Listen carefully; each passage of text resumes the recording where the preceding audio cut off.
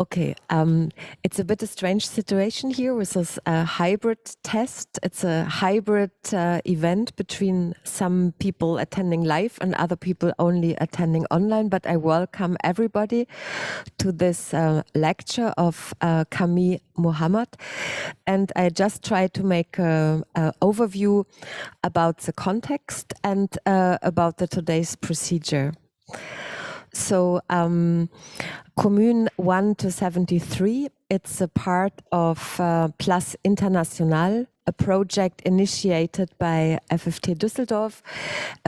Idea or the motivation was to create an urban laboratory between urban planners and architects to rethink perhaps the way how urban environments are built up and who's part in the decision-making process. In this context, FFT invited different artists and different practitioners in the urban field and theoreticians. And in this framework, I decided to create 73 fragments around or with the shadow of the French commune. Because this creating 73 fragments allowed me to invite different accomplices. So it allowed me to create an ensemble of different knowledge and of different approaches towards urban practices. And I'm very happy this is the first tryout of a hybrid lecture. The next hybrid lecture we will have next Thursday with Indonesian artists Irwan Ahmed and Tita Salina. They will do a performance lecture, also hybrid, like this one. And now I'm really happy to introduce Kamil Muhammad. He's an architect educated at Melbourne University. I had the real pleasure to meet Kamil by Dinya Latos-Consiner, who brought us together and made it possible that Kamil gave us a tour in the north of Jakarta. And what was for me really important when I thought about this context of the commune, because for me the most important element was to think that one moment of the urban revolution which happened during the commune time as a temporal alternative space had to do with the organization of space, and particularly with the organization of urban space, which sure, we always know that capitalism has the tools to organize urban space. And when Kamil brought us in the north of Jakarta to a kampung area, where I was really surprised and really attached by the concept he presented about how he, with other colleagues and the inhabitants of this kampung is a informal housing area, organized to put the forced evictions which was on the stake, to turn it around and to create a different way of living beside this little river. The procedure today would be that Kamil, as a Melbourne educated architect, he has a design research studio called Paul, which is a bit hard to spell, and is a co-founder of Architecture Sans Frontières Indonesia. And his research focus is on the intersection of architectural practice and informal urbanism. And Kamil is also the co-curator of the Indonesian Architects Week of the International Architect Organization Congress 2021 in Rio de Janeiro. The procedure of tonight is that first Kamil will do his lecture. Then there will be a momentum of questions, and then we open to you here and online for questions and discussions about the different urban issues. So I'm very happy that you agreed, because it's like 11 or already 12 in Jakarta. What is the time in Jakarta? 12. It's right on midnight, yeah. So I'm really happy that you agreed to do this. I know you're really busy at the moment, and yeah, I'm very welcome you, and I'm very curious what you will share with us to our discussion about ways of interacting in the urban landscape. So, Kamil, it's for you now. Thank you, Claudia. It's been a while since we had a long discussion since the last time you came to Indonesia. But I'll share my screen for the presentation. I hope everyone can see it well.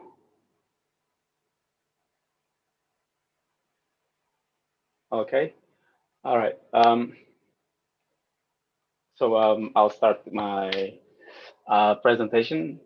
So Claudia asked me to do a little bit of talk about, I guess, what you already mentioned when we went to north of Jakarta and visited some kampungs in Jakarta, which I will explain a little bit later what it's all about. And I guess it sort of relates, or at least I guess I will try to find some connections to the work that she is doing right now with the commune and the fragments. So I'm titling this presentation "Informal Architecture, Kampung, and the Contested Imaginations in Jakarta and what kampungs in Jakarta are doing about it."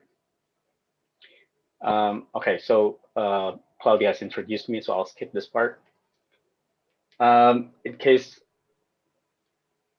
you haven't been to Indonesia or you're not aware where it is, it's right there. That's where Germany and that's where Indonesia is. It's squeezed between, it's in Southeast Asia, squeezed between China and Australia. And I like to start with this idea that Jakarta really is a city of 11 million people, with all these different narratives that are being projected by the bureaucrats, by the people there, by the upper class, the middle class, and they all come in many different forms: as world-class city, as a green, sustainable city, as a global city, as a livable city, and all these kind of cities that are trying to express, I guess, the idea of, or at least the desire of what Jakarta ought to be, rather than what it currently is, rather. So since the 1998 reformations, where Indonesia was toppling the General Suharto, and since then until today, Jakarta and I guess Indonesia in general has been really developing quite neoliberally, and you'll see lots of new towers, lots of new developments all over Indonesia, and a massive new expansion into tourism all over different islands in Indonesia. So where is kampung in there? What is kampung? I guess kampung is, if it was to be described as a settlement, it's often described as an informal settlement, and it's often misconstrued as a slum, which it isn't. It is really a kind of ad hoc, but also historical settlements that are that there are high density in its built forms, but sorry, it's high density with its people, but it's as a built form, it's not really, it's not so high. So a lot of these kampungs are located in between these developments, in between these towers, like for example, like this one, it's in the center of Jakarta in Pegangsaan. And the forms of these kampungs are very much, single to 2 to 3 stories, and they're very much often translated as urban villages, for lack of better words. But a lot of these descriptions are actually described often by planners as a way to determine what their status is or how they work within the context of planning. The greatest challenge to kampungs in Jakarta is that the threat of eviction. Now, if you're reading it through the media, there's a lot of these other threats that are challenging the kampungs. For example, like floodings and poverty and crime and all that sort of stuff. And it's not it's not that they're not challenges, but if you talk to residents in kampungs, their primary challenge, their primary threat that they're facing, they would say, is eviction, because eviction really is about the erasure of entire families, of entire places, of residents that have always been there. So, and the past few years, the Jakarta Legal Aid Foundation annual report has shown the increasing numbers of cases and the affected families through that. But they stopped producing reports after 2018. I'm not sure why, but as you can see, each year before 2018, there are thousands and thousands of families that are affected, and also their work of places. And when I say workplaces, it's there are small shops, there are small stalls, low economies kind of work.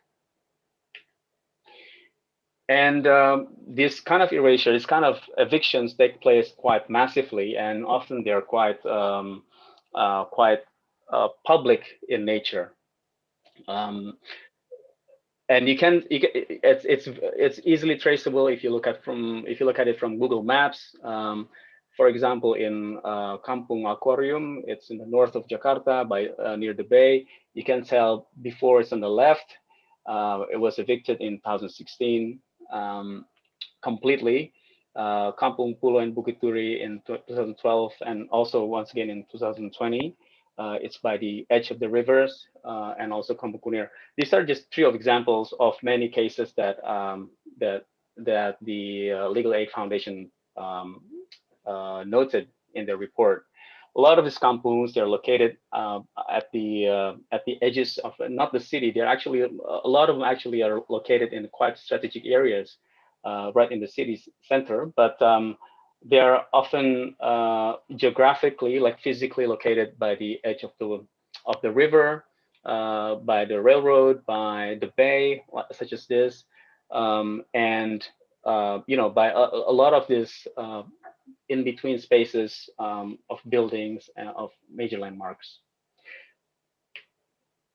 But kampung is also very much historical, because not the reason why they're placed in there, it came from many factors. I guess for some of the recent ones, they are the results of massive urbanizations of people moving in from the rural, but also mixing and mingling with the Jakarta existing Betawi populations.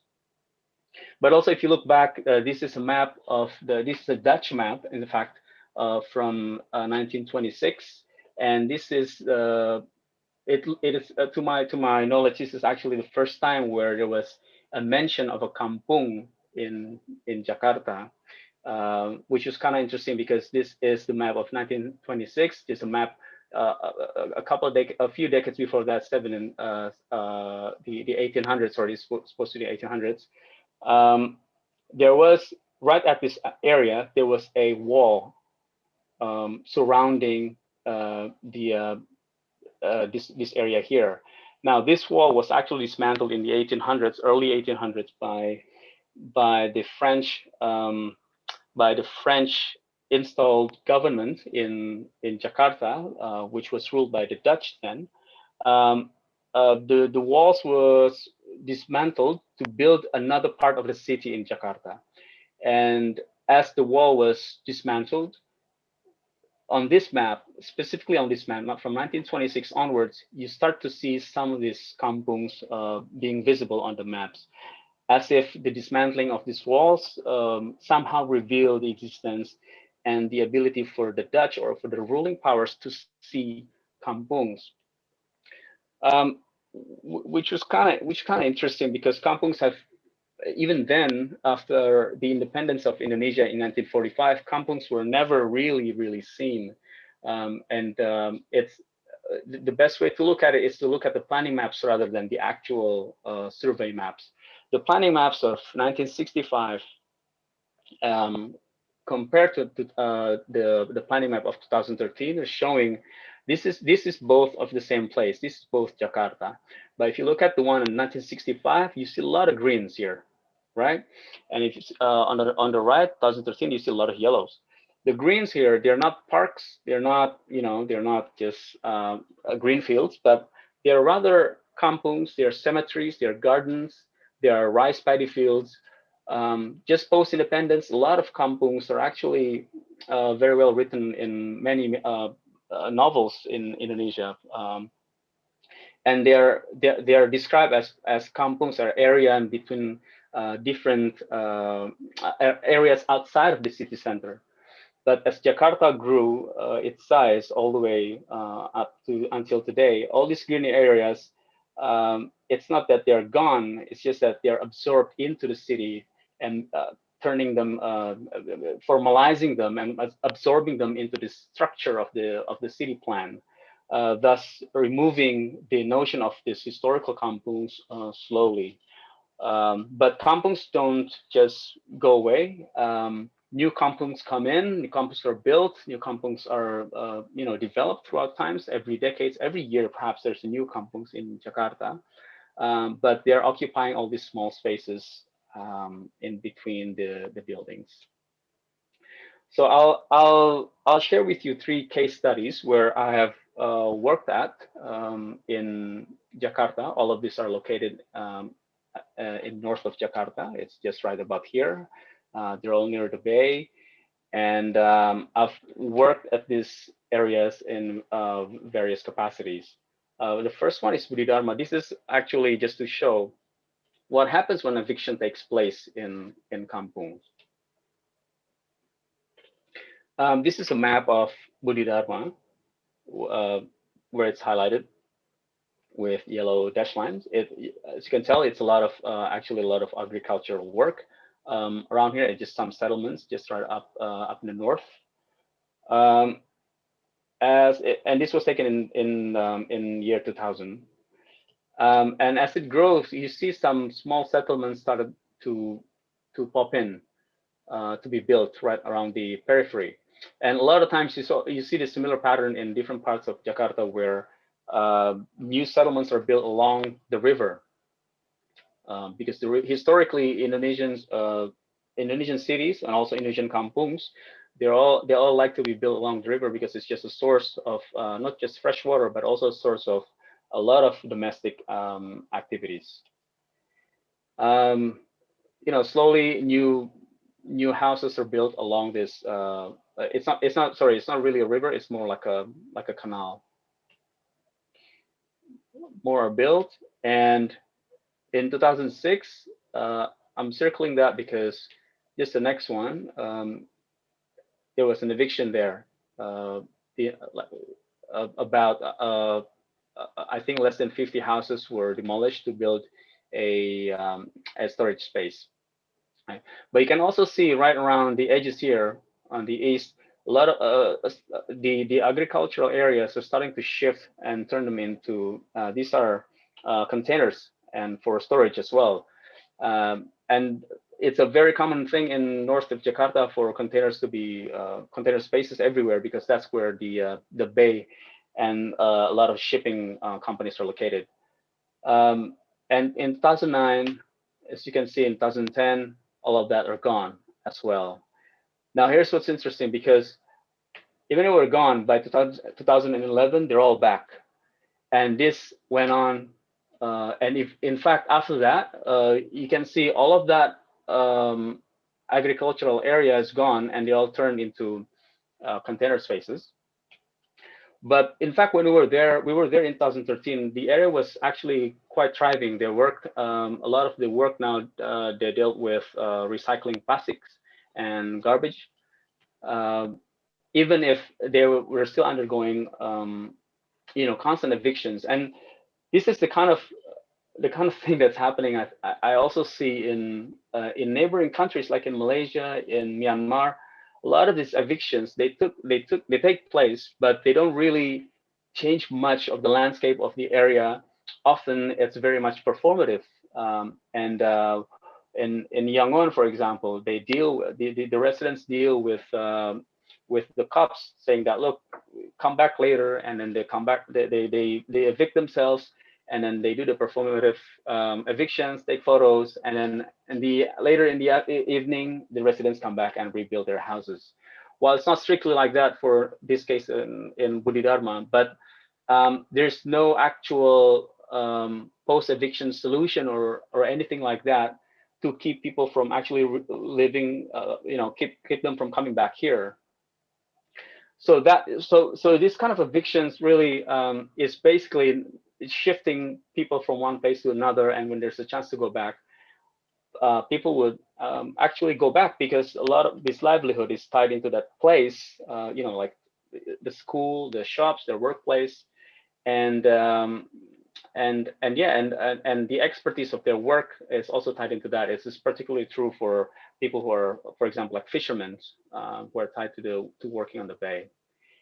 The second case study I would like to share with you. This is a place where I took Claudia and Gunther with friends from Goethe Institute to. This is a kampung Tongkol. This is a project of a pilot house. This is already like it is today. This is what's built. Okay, so this is the location. This Tongkol. We're going to talk later about Kampung Kunir after this. But this is Tongkol, which is about 2-3 kilometers away from Budi Dharma, the first example I showed you. Right, so Tongkol and Kunir, this is located in a very prime area. This is where the old city is. Well, it's called the old city now, but this is where this is one of the prime areas where there's a lot of tourist activities. There's a lot of development currently being planned here, and a lot of heritage buildings, and the entire area is actually on a heritage overlay. So when we were first invited here, we were faced with a lot of demolition. So the entire houses was the entire strip. So the kampung is actually on a strip, unlike Budi Dharma, which was like on a plain. This was actually like on a line along the edge of the Ciliwung River. When we were there, the houses were already partly demolished.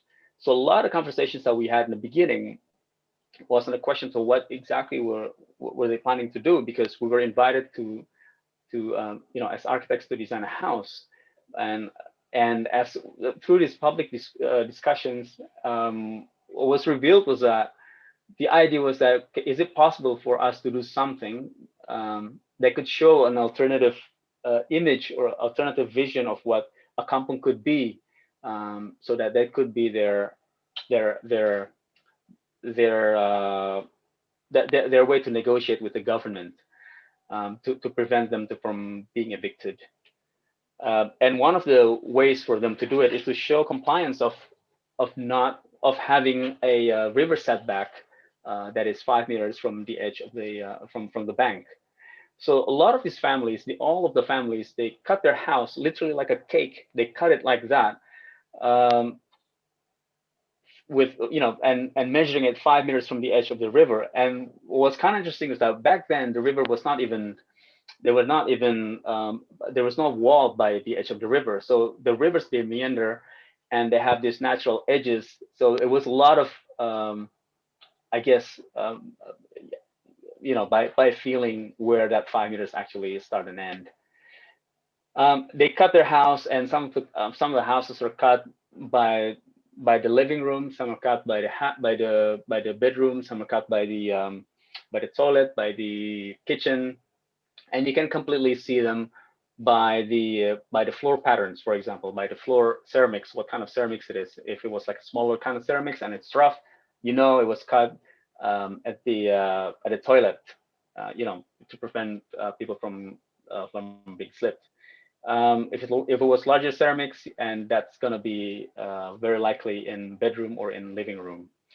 And it took them, I think, if I'm not mistaken, 3 months to completely demolish all that front side of the house, which for us it was really crazy, because kampungs is residence for the working class of Jakarta, for the urban poor, and this is an asset that is built over years, and to be able to actually cut them off, it's a question of how exactly was it being negotiated, and how exactly um, was it how did who got compelled to do so, and how was it negotiated in the beginning between the powers that be within the kampungs.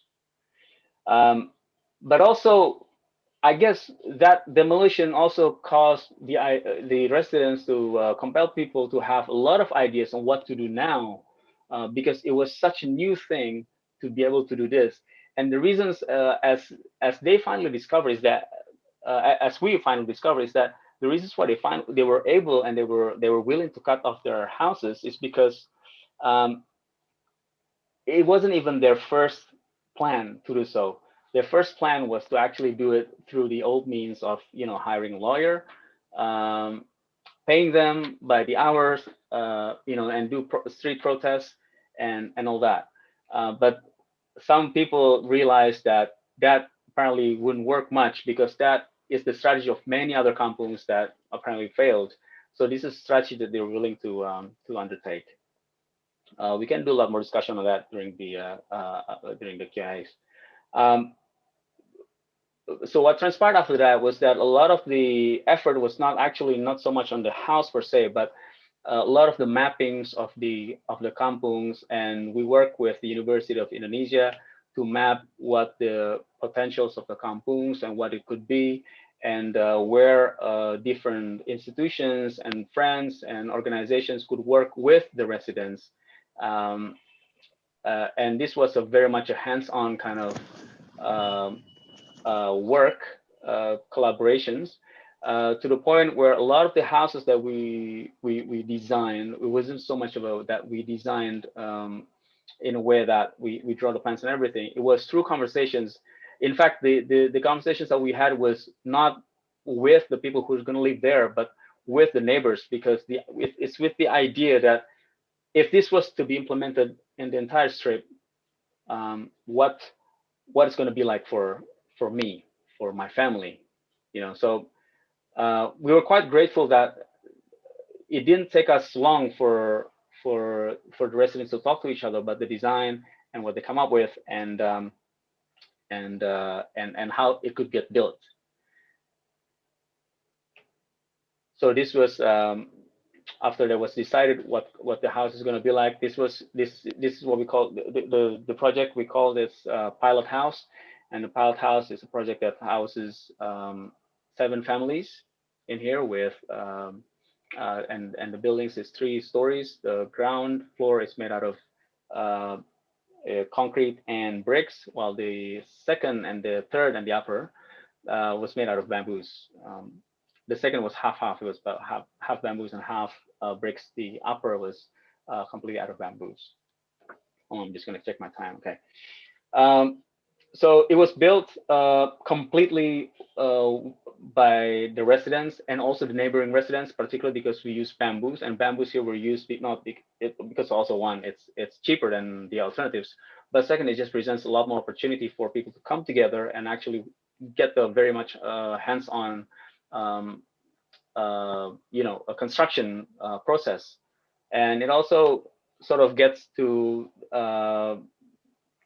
bamboos are very widely available around this area, so it's a method that we teach the residents on how to build with to work with one. So this is the completion. And this is an image I really like, because in the beginning, the aesthetics where the architects came in, and when I say the architects, because it wasn't just me, it was a collaboration of several other people as well, of the idea of exposed bricks, but it wasn't exposed enough by the residents, so they had to paint the bricks on top of the bricks, which we really like.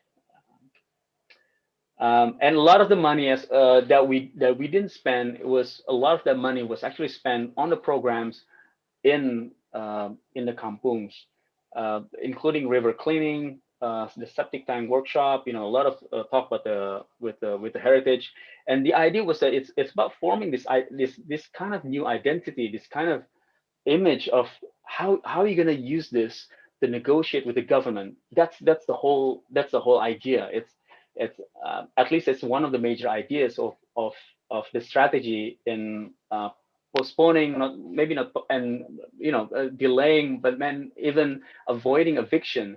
A lot of the talk was, what if we get evicted as we build this building? And it was a gamble that the residents, at least the house owners, decided to take. One of the, I guess, interesting conversations that we had as well during the process was that how do you divide houses when they get a bit too small? Like what parts of the house that you can share? In architecture school, you learn a lot of these places are, for example, like what if you share the kitchen? What if you share the dining room? But what happens in kampungs is that you can't really do that. We had a lot of discussions, and everyone seemed to be quite adamant in keeping that, no, we don't want to share kitchen. We'd rather share bathrooms, but we don't want to share kitchen. And the reason being, and this is the reason that I discovered, not by asking, because it's kind of difficult and it's difficult to articulate as to how, but it's just over time, as we do more of these workshops in different kampungs, the reason became more apparent, in that first of all, kitchen is a very much a domestic and a very much like a very personal space in a house, where that's the source of your energy, that's where you cook, that's where you prepare for your families. But also, by not sharing it, you're keeping yourself from having any trouble with your neighbor. Say if your neighbor comes and you share the kitchen, and you take, for example, like I don't know, like a pot, for example, and someone loses it, and that just creates trouble between you and your neighbor, which would cause not so good relationship in the future. So a lot of that is a lot of this space sharing actually didn't come down to like how much you can space, how much you can share in your families, but how much you can how much you can determine and avoid future conflicts with your neighbors.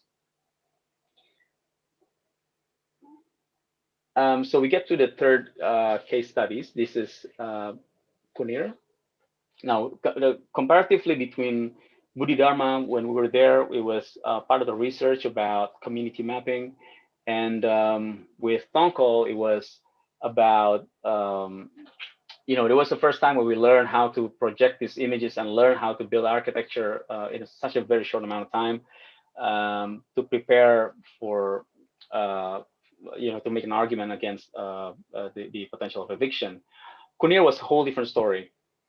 Because Kunir was actually already evicted in 2015, and we got there in 2017. This is a picture where how it was like before eviction, and Kunir was very well known to be a place where it was just very green. They got an award for it. It was quite a mature community. It was there since 1979, and it was demolished in 2015.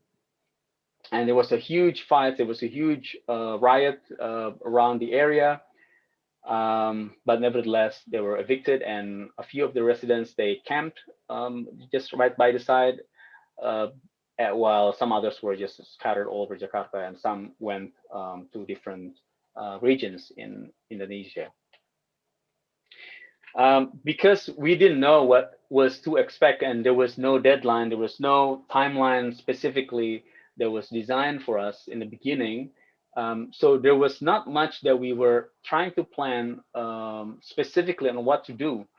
But this open-endedness sort of gave us some time to actually plan on trying to understand what a place is like, which was really difficult before a place that is already demolished, because there's no more built artifact, and the communities are not there, except for the weekends, or somehow a few of them come back and just to hang out, just to chat.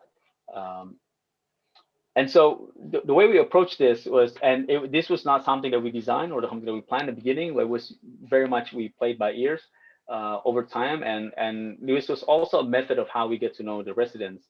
That we use architecture not so much as a design tool, but it was a lot more pedagogical, in a sense that we want to understand what the settlement was like, beyond the photos that they have, but also the morphological growth that happened over time in Kunir. So over time, this was from 2017, and we're still working with them in today in 2021. Right now, the process is they are to be there's going to be replacement housing to be built for them, but throughout that time, we only learned that this was possible just last year. So that 3 years or 4 years before that, it was really all about, I guess in hindsight, it was about building these relationships and extending the network between us and other institutions and other organizations, for example, the Urban Poor Consortiums, and also with other kampungs, and how this could be something that's not done just specifically with one kampungs, but how can this be extended to other kampungs as well. But specifically for Kunir, this was an effort in trying to understand how people live prior to eviction. So this is one of the workshops that we did. We call this historical mapping,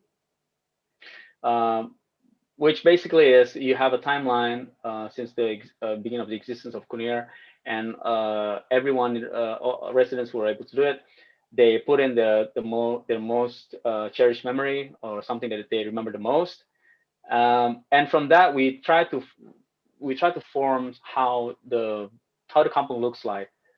We try to illustrate how it looks like, and they grew from that. And through that process, we discovered a lot of things. For example, like the topography difference between today and today from before. There's a lot of slopes in Kunir that was already covered, and that's how we discovered a lot of the changes that happened over time.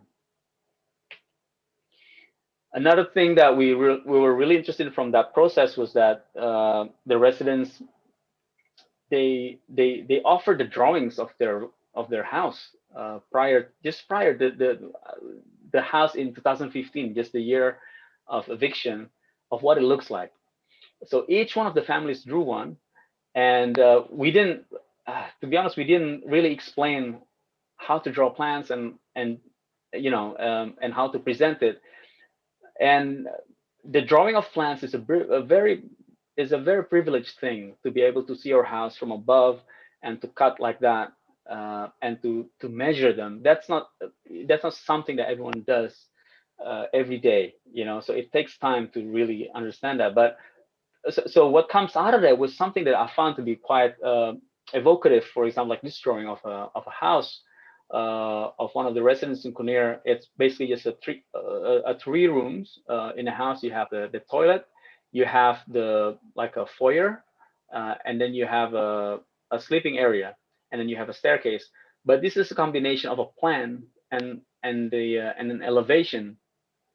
And the way it's drawn is basically, instead of seeing it as a construction plan, it's basically how you move your body through this space. And this is the reason why you have this door facing this way rather than to the right, because the main entry would be through this door. And when you enter here, what door do you see? And that's how you build your elevations. That's how you draw your elevations. So if you stand here, you look to your left, that's the door facing that way, and that's the toilet facing that way. And this occurs again and again in different drawings. Somehow, this is an example where it looks like a normal plan. This is an example where the same method applies, where you see the door faces where you stand, and we keep it free. Anyone can draw however they want. This being my favorite, I think this is just showing so many potentials. Actually, the idea that it's just the most important thing there. You have 3 rooms, you have a corridor, it's the 6x4, and that's it. But what relates to this, all these drawings are the trees in front of the houses that they remember very, very well, what the trees that they planted. And when you start putting them together, you start seeing like a pattern, like a nice pattern of old trees that Kunir was very known for. So all of that of the workshops that we did, it translated to how we design this building. In that it's not so much that the residence design, because now we're talking about building apartments, and it requires like specific a skill, a construction skill that the residents don't have. So it's about challenging this notion of how architects design apartments, and in what way they the residents can actually challenge the design themselves. So this is a lot of the workshops that we do is actually trying to build this confidence in for the residents to critique the works by architects, because we work with other institutions, universities who are so more than happy for architects for them to design apartments, design a house. So this is what we do constantly in Kunir. We do these sort of workshops, and this is where they compare their old houses, and then they work with what they do exactly, what each family does exactly in the house, and then they draw it on the floor as a floor plan, and then that's how we measure it. And what came out of this was really interesting, because it's something that we didn't, what we initially didn't expect, that a lot of measurements differ, like how we measure, like how architects, how designers measure this place, very much differ from how residents measure. Residents measure by their body limbs, like, oh, it's two arms, you know, or it's the flood is about my thigh or by my knee. Architects talk about, oh no, the room wouldn't fit a bed because it's only, you know, 2 meters wide or 1.5 meters wide, and the residents would just counter that with, no, well, you can simply just roll the mat and use that as a pillow. And so this is the sort of things that like how and it took so long, actually. That was the bit that actually took so long for between architects and residents uh, to not even having consensus. It's just that I think everyone at the time was just surprised, and in the way that how people measure their space. And that's when you start to realize you use this knowledge to sort of dig into the past, and how kampungs are built. And it sort of became clear that a lot of the ad hoc constructions in kampung was really an extension of the body. Is how much you can reach out, how much you can dig in, and how much you can extend and negotiate with your neighbor, rather than something that was planned prior to the building of a house. So the idea of building a tower, of building an apartment tower, is um, a completely non-kampung kind of construction, kind of building, because it's this kind of things that is completely planned, that has a lifespan, that you cannot, you know, improve upon, that you cannot, you know, add on top of it, um, which sort of later made us question ourselves that is the building of an apartment is really an act of erasure of kampungs at the end of the day. Um, so so so you start pinning this up, these drawings up, and then they start explaining back to each other, like, what's happening here, what kind of rooms is this, and how are you going to use it, and a lot of that talk, it wasn't easy. That um, the difficulty being that a lot of there's an expectations when you start bringing this idea of how you design kampungs, as you talk to, for example, like the housing agencies, like, you start to remove kampungs as an act into becoming a very abstract idea that people who used to live in kampungs move in there. So this is, so as we stay more with Kampung Kunir, and as we work with them more, we have this sort of tug and pull of where we are in rebuilding a kampung. You know, are we becoming more kampung? Are the architects becoming more kampung in their process, or are the residents becoming more formalized in their process? And that's when it sort of comes, you know, goes beyond architecture as to how you work, how do you operate, in terms of devising your future. It's really the idea of building. Is that really an act of erasing this process of of having a house, having your built environment as an extension of your body? because this is not an extension of your body. This is an architecture. This is built form of something that has to be designed, away from the residents. But nevertheless, a lot of this was a lot of these units, a lot of these ideas, they were put out there and they were challenged.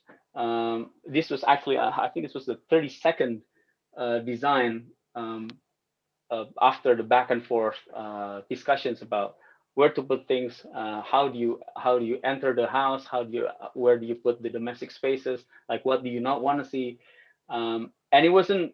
But the entire process wasn't so much about building a specific kind of consensus, but rather it was about putting it out there as a series of tactics on how you're gonna build the livelihoods, the living spaces in the apartments.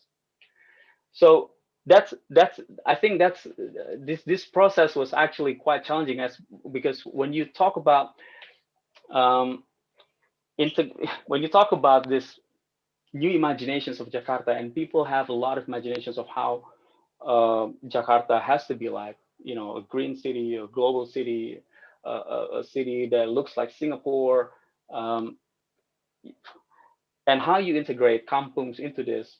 It's a very challenging, but also at the same time, we learn that it's a very much a nurturing process. That is it really about not about keeping kampung as a built form that doesn't change, or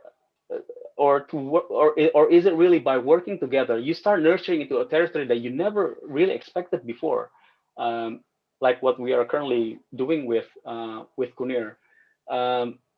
And the process has been quite personally, has been quite enriching, because this is a process that we never expected before, and the arguments that are done by the residents against the housing agency of wanting to just do something really simple, man, just like apartments that you can build very easily. That's the kind of conversations that are currently happening right now, and I think a lot of that is really from the conversations that we had about through the workshops, through the process that we try to build together about the living space that are going to be replaced for the kampungs. Now, a lot of this also is to do with the political act that the residents are working together, and they're putting together an alliance around Jakarta in trying to force the governor for a moratorium of no eviction and keeping them away. So they're finding that by having this kind of solidarity network in Jakarta, that's a way in as a policy, in terms of policy, that's how you keep eviction from happening. But the next stage, in how you try to convince the rest of Jakarta through media, through imageries, through this imagination of how kampung can be a part of Jakarta, I think that's the role that architecture can take in. I guess in a traditional way, in terms of making images, but also in how you. But in the process, you have to realize to what extent that this process of formalizing and deformalizing a kampung, how does that process will speak towards the future of how the residents will live in their houses. I think I'll just stop there for now, and we can have a conversation. Thank you. Bin ich zurück? Okay, sorry. Did you hear there was a clapping for your lecture? So I just show you there's this other public here, which is not the online public. So as I told, it's a hybrid format. So I have some questions to you, and just that the analog and the Zoom attendees know, soon I would be also happy to open to them the discussion. To the analog people, I would invite you to come here on my spot so that the other people can see you, and the Zoom people just to raise your hand to be clear that there's a question about. I think it was really amazing. I think for me, like two elements you talked about, that the collaboration on an imaginary space of the inhabitants and working on formalization and deformalization at the same time. And it's very interesting in a way. Can you tell us more about the ownership of the land? Because I think when I was really amazed about Tongol, that it was a way, so there was a legal issue that they tried to use a legal issue to legitimize this eviction, and whom belongs the land where these kampungs are settled on. Because I just remember when I came to Jakarta, it's a really interesting notion of public space, because it seems every empty space is occupied. There's like, it seems like there is no public space which is left over. So every edge of a space, and this I find extremely interesting, understanding kampung structures. So the kampung always seems like an organic negative architecture built in the in-between spaces. But I would like to know whom belongs the land, and what are this kind of processes to take over the land from the government, and what are the legal cases you are going for?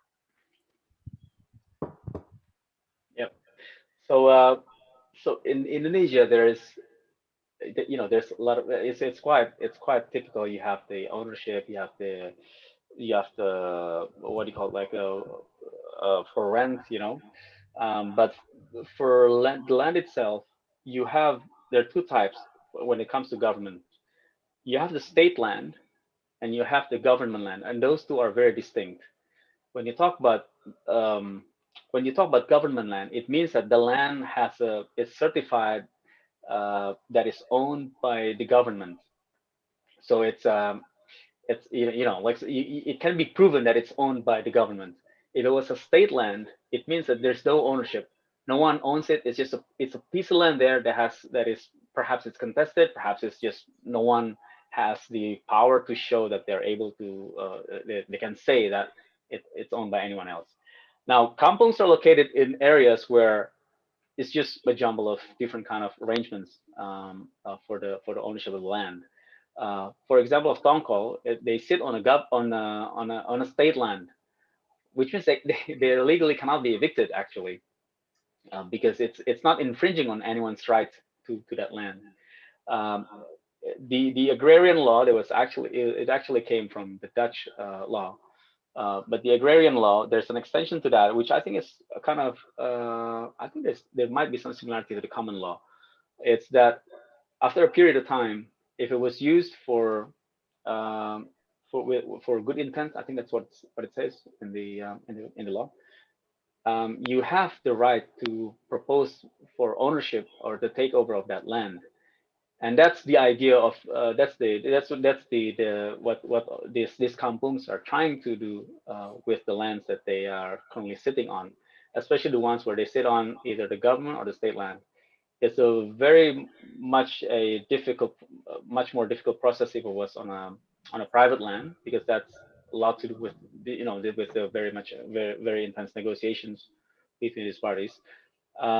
But a lot of lands, actually, especially the ones that are on the riverbank, they sit on state land. So that's the kind of situations. Now, it sort of points out to this notion of informal settlements, which is very contested in Indonesia when you talk about the definition of kampung, because the settlement itself, maybe the land might be informal, and sometimes you hear the media calls it, and the government calls it, it's illegal settlement. But it's not really illegal, because if there's laws that are actually protecting that. At the same time, the idea of it being informal, it's as if saying that these communities are outside of the formal cities, which it isn't the case at all. A lot of these communities have people who work in surrounding areas, in this developed areas, even in these towers. They work there, and They have like small stalls, small shops, have like small cafes and restaurants that feed the people who work there for affordable price. So it's actually a lot of. I personally like to use the phrase extra formal because it's really outside of that confined specific formal arrangement, but it's still within and amongst the arrangements between the informal and the formal and back and forth. So it's never really 100% informal. I think, can you tell me more about, or can you tell us more about the ways how you organize with the inhabitants? So how you organize them, and what are the decision-making processes, and how the strategies are made up, and how then these processes are organized, what are the durations for this building processes, and so on. Mm. Yeah, the way we organize, we are always introduced to the kampungs by friends of a friend or people who live there. So it's always a process of invitations and never going there by own admission. So it's a process of invitations usually, and the kampungs that we are working with, they are kampungs that are in the network of the urban poor network. That's the actual name, JRMK, the urban poor network in Jakarta, which comprised of, I think right now, between 21 to 24 kampungs, which is not many actually. There's at least 300 something kampungs in Jakarta.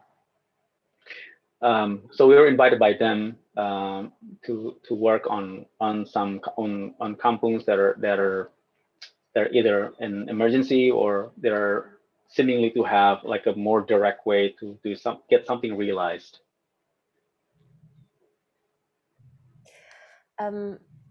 There's one remark what I find quite interesting, that you said when you built this model house or this pilot house in Tongkol, it was not clear if it can stand. So you often also work on low gray zones, but with a kind of commitment with everyone. Is it right?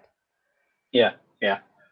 I find quite interesting. So there's nothing which is completely safe, but there's also the urgency, or also the let's say the experiment of seeing where it goes, and can it be realized. So it's not totally okay. And the last perhaps question, what I find really interesting, so how these projects are financed, where the material financed, yeah, and where the materials come from, with what this housing processes are realized and afterwards. Yeah, there's actually a lot of money for this kind of work. Kind of money in the sense that, or for example, funding, for example, from ACHR, the Asian Coalition for Housing Rights. They do this sort of funding rounds every year for their member states, from organizations. And at that time, we were very lucky. We proposed for this idea. Well, we did. There was one slide that I showed you that I think I present. There was a presentation in front of us, like some kind of ruins. A lot of that was actually also at the same time a lot of gambling, like what your earlier comment about that. If we don't make it, what's going to happen? If you don't get the funding, is this still going to happen? That's a lot of it's a lot of commitment. There's a lot of chipping in by the residents for this to happen, which was not enough at all if it was completely by the residents and by us. So this funding for the case of Tongkol, it was from ACHR. From our research came from the UNDP, but for the Kunir one, for the housing, for the actual apartment, since it was approved by the government, they find their findings from outside, from developers who have to pay for for fines and that sort of stuff. So there's actually, when you start to dig into this, there's actually a lot of money that may not be specifically earmarked or used for this kind of work, but a lot of that can actually be, they can be negotiated for these kind of things to happen. There's a lot to be learned actually from the case studies in Bangkok at Ban Makong. But in a way, like you try to So you try to bring the money to a different. So you take the money and to try to transfer it for certain other issues as they are foreseen. Yeah. Okay. A lot of times the money is not just for the buildings; it's for the programs. Okay. I have perhaps a last remark, and then I would like to open to here and to the online public. Do you think with the strategies, I think you're sure and know about different situations of gentrification, so of different ways of eviction, and as we know, also one reason of the Paris Commune was a master plan of Haussmann, who changed tremendously the urban plan of Paris, but from the strategies you are now used to, do you have any comments or propositions if you look to perhaps more Western cities and their gentrification processes? Or it's a stupid question. I'm not sure about it, but I just ask it before I would like to open. Actually, we're kind of afraid that the things that we design will gentrify the areas. It was one of our fears. In fact, a lot of this process, will inevitably have some kind of beautification in its part, that could gentrify the area. So that's one thing. To be honest with you, that's something that we still talk about. But I think in terms of I guess collectively the way we try to avoid gentrification is that you have to upgrade all kampungs at the same time. You cannot just upgrade one and let the others down for eviction. You have to do it all at the same time, or at least successively, and try to force the government to do that. So I would like to invite for questions or comments or whatever here and online.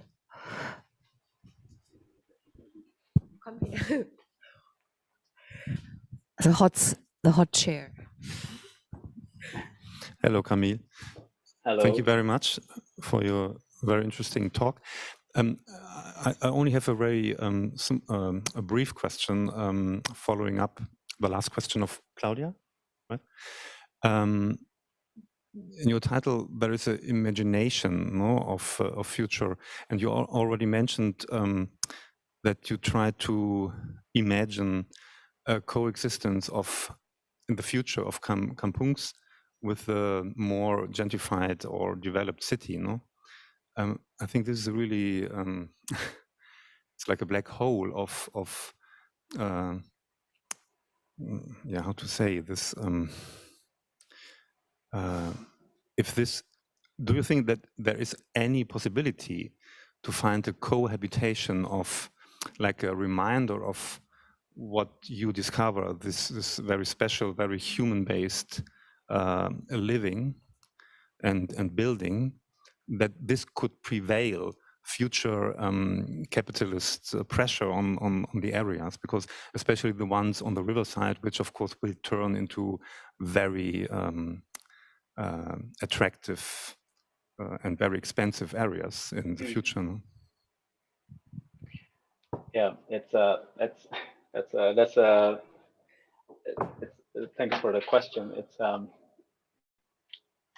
It's quite difficult to foresee how and to plan and how you would sort of respond to this crazy capitalistic development that's happening alongside all around kampungs. And one of the biggest challenge right now politically in Indonesia or in Jakarta at least is that a lot of this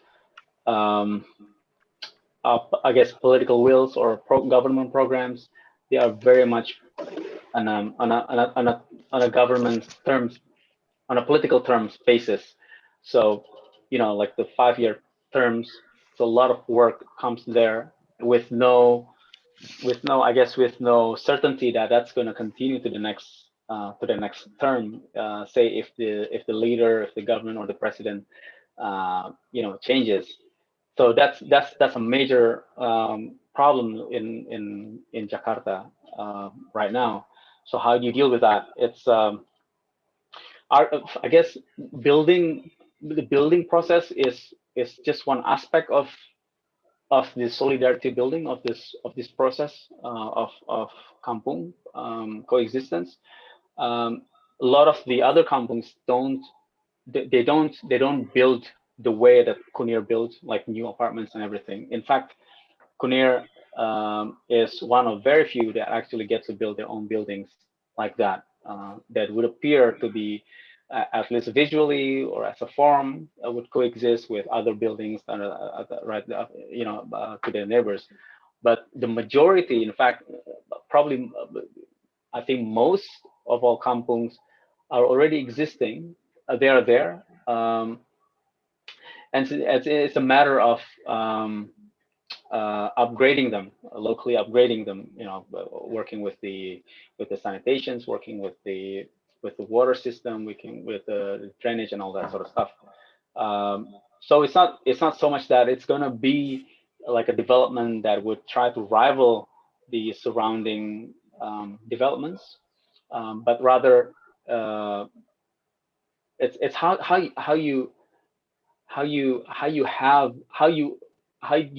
could you have kampungs to be able to, like what you said, to coexist with these developments, but in a sense, in a way that kampungs have lived to right now. This is, of course, I mean, compared to, for example, like Singapore, that have demolished completely all their kampungs except for one. They've demolished everything. Where kampung now in Singapore becomes a tourist attraction. It becomes like a romanticization of how things used to be. But in Jakarta, it is a mode of life. It's a way of life for many communities. So so I guess I don't foresee that, at least in the next 10 years, it's going to be like all campus going to be replaced by new buildings. But if things go well, it's about first of all about land rights, and then about their rights to the city, but justice, about financing their livelihoods, and better work, that sort of stuff that happens in kampungs. That beyond the architecture. I hope that answers partially your question.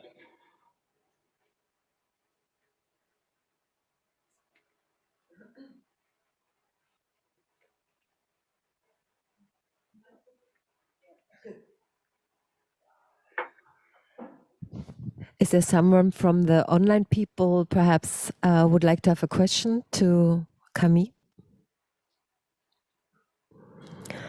Please raise your digital hand.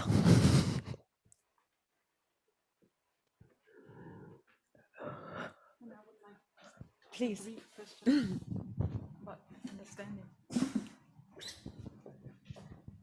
Hi, Kamil. My name is Rebecca, and hi, Rebecca. I just would like to understand the reason of eviction is not because of property reason or planning of some new urban environment. No, did I understand right? What is the reason for eviction? The reason varies. Sometimes it's often to do with planning, actually, the clearing of land, and often it's a case of clearing of land for new property to be developed there. But the ones on the riverbanks, it's often because of there's a national project basically trying to add lanes of road by the edge of the river. So that's basically clearing a lot of the houses out there. And if this is the reason, as you said, how can it happen that an upgrade can help the people to stay? Yeah, it's so the whole idea is basically trying to show if you don't evict kampung, this is what's going to look like. You know, so that's how it's being proposed by the residents. You don't have to build this road. Like, what is the reason why you built this road? To build this road, for example, like the one in Tongko, the reason why they evict themselves, why they demolish the part of their house, is because the government wants to build that road, that 5 meters wide road. Hence the reason why it's cut 5 meters back from the river. But instead of completely erasing the entire kampung and keeping that just a road, the argument goes that, look, we stay here and we'll make sure that we'll keep the river clean. We'll make sure that no trash goes in there, and this is our plan. This is the co-op's plan to do that. So they play with the name. It was called Inspection Road. The government calls it Inspection Road, basically a road for inspecting the river and cleaning. They call themselves Inspection Kampungs, as a way for them to propose this their argument. Yeah, so like the house, the design, all that. That's just how to put that as a frame of the imaginations. But the other works of trying to prove that we don't throw trash into the river, we help clean the river, we do this. That's the sort of programs that take place for them to argue that it's better to have them there than just a road. Thank you. And another question. Yeah. How much time does the government give you to do so? Or is there any time limit? You do this kind of thing outside of the government's time. So basically, you work with these communities. There's no sponsorship like that. Only when things start to have some kind of plan and some kind of program, some kind of projects, like real actual plans, that's when you propose it to the government. Look, this is what we can do here. And when they have okay, go ahead. And that's when that's when it starts to get real with deadlines and timelines. Then would get crazy from that. But when you are there and when you work there, they don't try to push you out again. You know, I mean, as they want the people to be evicted, they could be more violent to clear out the space. They don't do so. Yeah, no, that's an actual challenge, and that's what I said to the first question before. A lot of this needs to be tied on legally, as in there has to be a legal ground after all this process, even after the government's approval of, okay, we upgrade these settlements. The final step is that you have to have that legal base for this to be like a secure tenure for the future, right? And that's the ultimate step for all this process in the kampungs. But the problem is that all the previous attempts in doing so was about jumping straight to that legal part. That we want us to be legal here, and that always becomes the source of friction, because the government didn't see, like, why would you want to do that? You know, like, there's no reason. So that that's the process why they try to form that argument of upgrading their own kampung.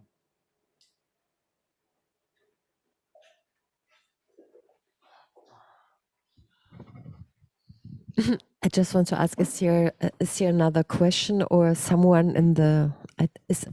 Can you check the chat? I don't see it. There's someone in the chat. No. Okay. Okay. So is here another question around, or Hauke? You look like.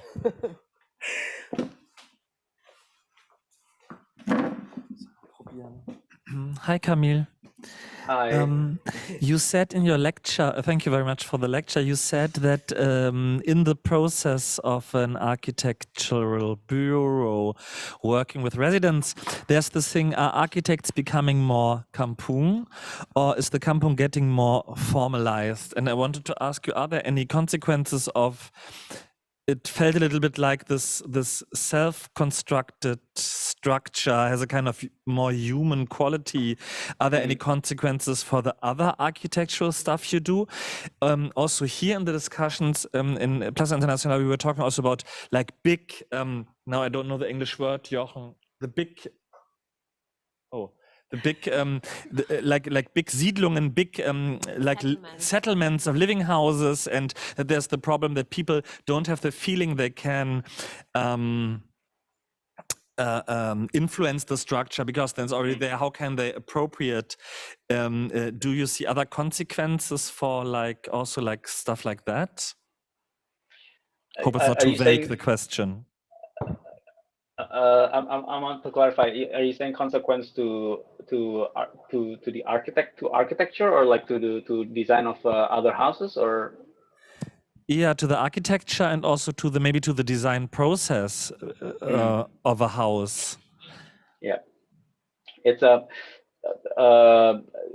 in the places where there are already houses where there's no eviction, like the second case study in Tongkol, the houses remain as is, and if they want to grow further later, you know, it's the kind of architecture, the kind of the kind of expansion that is expected in kampung. So a lot of negotiations like that. When we did that pilot house in Tongkol, that's like, for me personally, I always grapple with this notion of if this is designed outside of the kampung, if I design this, so let's say in my studio, how does that differ from person A design, like outside the studio, from person B? Is it just a matter of how good the design is? And I learned that it's not so much how good the design is, because there's many good options for a design for like any kind of land. It's the question of how, first of all, how you do your process, and secondly, what happens after the building gets built. Then it's a question of maintenance. It's a question of how you can grow from there. It's a question of how you keep how you build that sense of ownership that could, you know, prolong the house from getting demolished by themselves, in fact. So that's a tug and pull. So we ended up for Tongkol, a lot of the design actually takes place there. Like there was no design outside of the Tongkol. It's basically like conversations about what room you want to share, what rooms you don't want to share, you know, like that sort of stuff. But the case in Kunir, the third case, because it's an apartment, there was no way that could be designed by the residents, for the simple fact that the availability of budget that was presented to us by the government meant that a lot of structure needs to be, you know, very constraining, you know, grid and everything like that, and the plumbing and electrical, and that shift from living quite horizontally, like, you know, single and second stories, to 4 stories in a stacked manner like that. It was not a shift of just, you know, moving from, I guess, like if we are so used to living, you know, in a landed house and into apartment, but this was like a complete change of mind. The idea that you cannot grow beyond that confine of your, you know, allocated space. No, nothing cantilevering for something, like nothing comes out a little bit, nothing comes out. That's insane. You know, like for example, if there's a leak, what do you do? You know, like if there's a broken lamp, what do? You have to talk to the management, and so that change is something that is completely alien to the idea that you build a house, you design a house yourself. So that's a lot of that. It's not so much on the design, but it's like, how do you care of the design and how do you make that process? And that's why what we are working with right now is that the residents are now doing a lot of training. They're forming a co-op, what do you call it? The housing co-op, yeah, housing co-op for this new residents, with some groups. With the idea is that when it gets built, you have this transition of understanding that, you know, this is a new kind of structure, new kind of living, and you have to manage it. But you know, again, it's a personal source of tug and pull and conflict for me, because it means it's also an erasure of the ability to really build yourself. Thanks.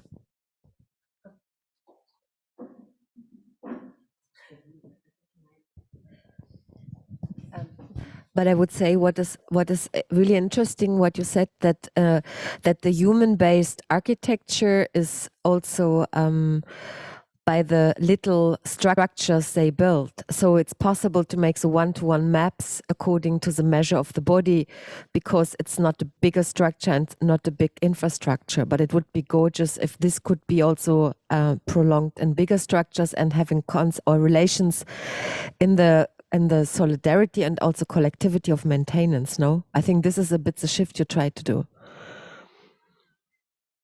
Oh, I'm totally wrong.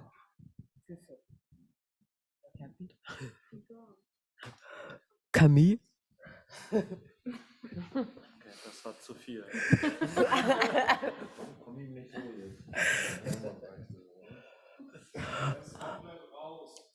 Er ist rausgefallen? Oh shit. Okay, dann würde ich sagen, nehmen wir das zum Anlass und nehmen wir es hier zum Ende. Ich kann noch versuchen, ob ich ihn erwische. Ist denn da jetzt ein Panel gewesen? Naja, ich glaube, manchmal sind die Verbindungen. Der ist rausgefallen. Das hat nicht gut funktioniert. Aber das war den Leuten das sagen. Ja, leider ist jetzt Camille aus der Leitung. Like Camille fell out of the connection, so perhaps we take this as a prompt interruption of this talk. I thank you very much for attending, and perhaps some of you have time and interest to join us to next Thursday, where Ivan Ahmed and Tita Salina will do an online performance via Zoom and also hybrid presence here on the Brücke, Schauspielhaus. Thank you for attending. Danke euch fürs hier sein. Ciao. Ja. Tschüss. Man sieht uns eh die ganze Zeit.